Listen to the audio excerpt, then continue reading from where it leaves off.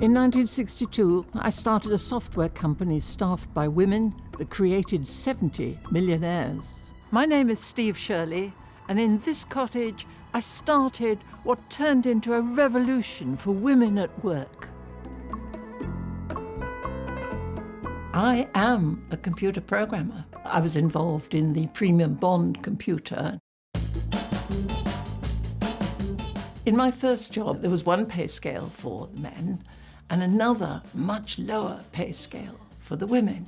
And that infuriated me. It was perfectly acceptable for a woman to run a little cafe or a hat shop, but to be in financial services, to be in computing, that really was quite threatening. I'd hit the glass ceiling for the umpteenth time and basically had had enough. And I thought, I'm going to start a company of women, a company for women that's family friendly, that's driven by women. I called it Freelance Programmers, and it began in my cottage. It couldn't have started smaller. I had our first child, Giles, and one of the things that happens when you're working with a young baby is that babies cry. So I learnt when I was on the telephone to put on a tape with the sound of my secretary typing to imply that I was actually in a busy office. It was such a revolutionary business that Tomorrow's World made this program about us.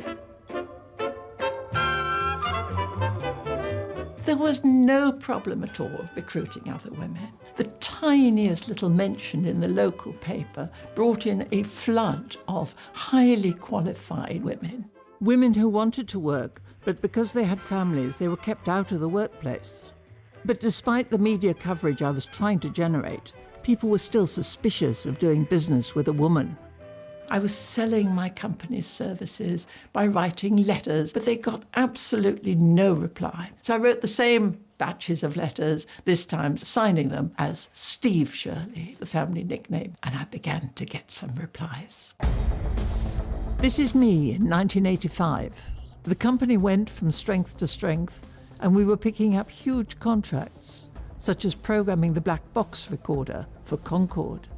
Today, I'm meeting some of the wonderful women that work for me.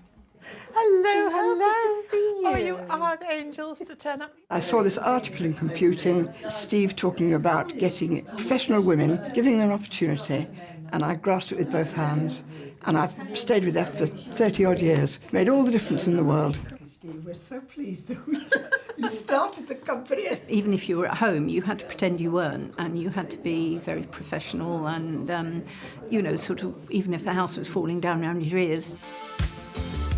Despite working hard, people were suspicious of our success. I had a colleague who was a very senior person in the company, so she was earning extremely well. And the Inland Revenue were very upset. They could not believe that a woman could earn so much working from home unless she was on the game. The gender gap was the other way around for us. I always said we were the one company that offered equal opportunities to men. I would have thought as time went on that women would have been just 50% of the workforce, but it hasn't been like that. So the number of women today in the computer industry is very, very disappointing.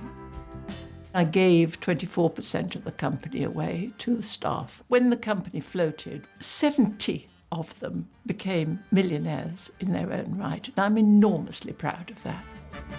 I was at the London Stock Exchange. First time I saw the company name come up on screen, the hairs just went up on the back of my neck. And there was this sheer excitement, but more so achievement. The legacy that I left for women is a lot of opening doors. So I think my legacy is for women, of women, by women.